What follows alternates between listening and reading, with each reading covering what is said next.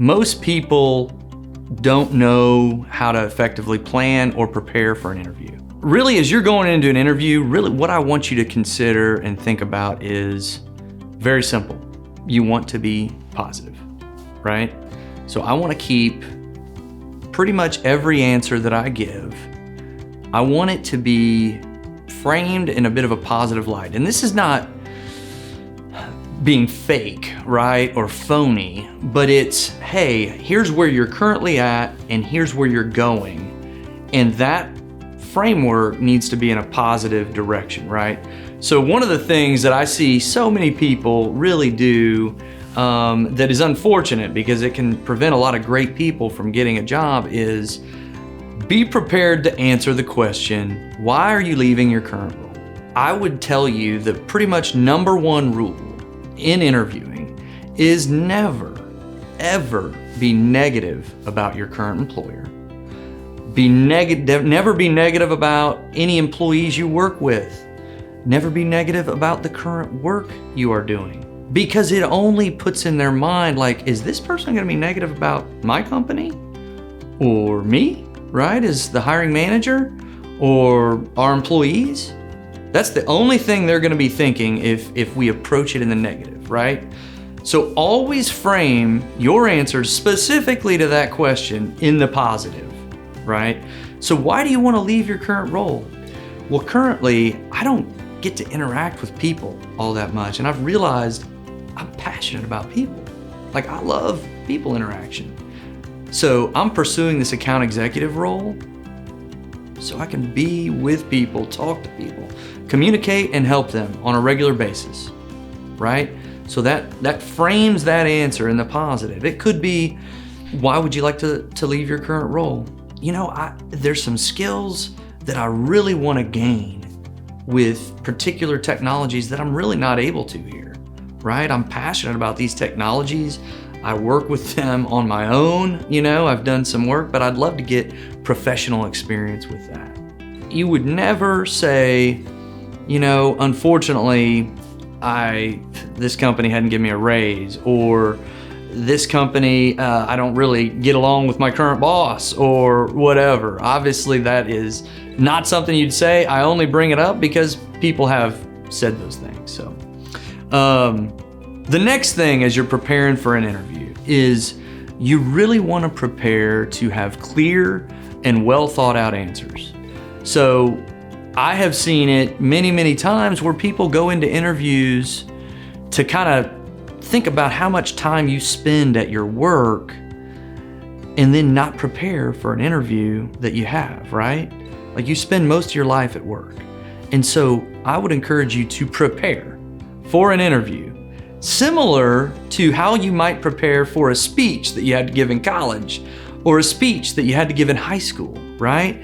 And we're gonna give you a little bit of a framework around how to prepare. So similar to resume, think about, you know, anywhere from like 6 to 8 examples of the most impactful things you have ever done in your career. And or it could be personal life, right? But think about those examples that are like your career and even lifetime highlight reels. And then I want you to couch them, so in your mind, prepare, even write down a little outline. Now, you may not take the outline into the interview, but I'd love to have it kind of just written down, like, here's what I did. And you're gonna put that in the SAR method, which is situation, action, and result, right? So what is the situation, or what was the problem we're trying to solve? What is the action that I took to solve the problem? And then what is the tangible result as a result of that? So literally every one of your answers should be about 2 to 3 minutes. And it should be couched in situation, action, result. And this prevents you from doing a couple things. One is, in interviews, often if there's a moment of silence, or if someone asks you a question and you maybe don't know the answer to, a lot of times people can just kind of start talking, you know, and continue talking, right? instead of having a plan for the interview and how to go about answering the questions they're going to encounter.